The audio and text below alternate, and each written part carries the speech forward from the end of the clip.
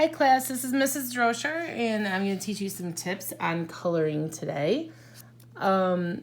These tips that I'm going to teach you are going to help you be able to color better, and you can use these in your regular classroom anytime you're doing any coloring. So first thing I'm going to talk to you guys about is the pressure of the crayon. So a lot of times when we hold the crayon, we hold it like this, and you see how my finger is pushing down on the middle of the crayon right there. If we're going to press hard with the crayon, I'm sure you already can figure out that my crayon's going to snap right in half.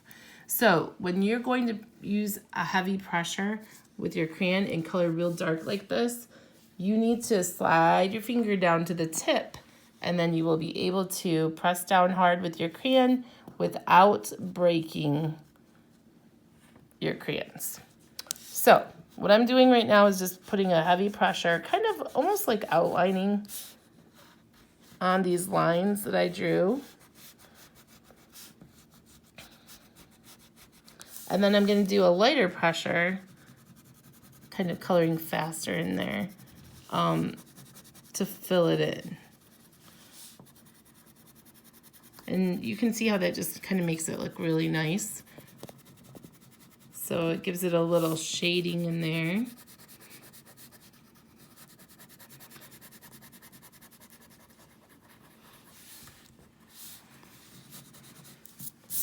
All right, the next tip I'm going to tell you about is how to shade from light to dark. So we're going to go over here to this little rock over here, and we're going to take some gray, and we're going to use a heavy pressure at the bottom of the rock because that's where it would be shaded because it's kind of round. And then as I color, I'm going to gradually get a lighter pressure. And so at the top, I'm barely even coloring anything on the paper.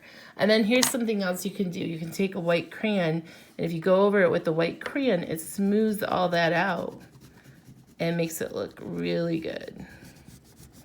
And now it looks like it has some shadow at the bottom, just like it makes it look more three-dimensional.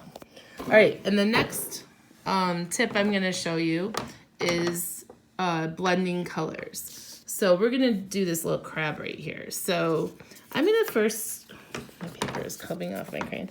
I'm going to first just do a really light pressure. When you're going to blend colors together, always use a lighter pressure rather than a heavy pressure because it'll work way better for you.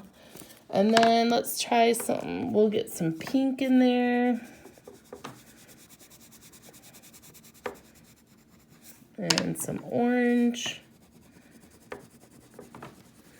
Now, why would I want to blend colors together? Well, I think honestly it just makes your drawings look way better. You can do the same thing with colored pencil. You can blend your colors. It just makes them look much more lively and not so flat like it does when you just color things in with one color. And now I'm starting to put a little bit heavier pressure on here because I want to do a little bit of shading. So we're going to put a little bit at the bottom. And you can take a real light color like a yellow or this peach color, and you can blend those colors all together by just coloring over top. So when I'm blending colors together, I'm always starting with my darker colors first and then putting my lighter colors on top.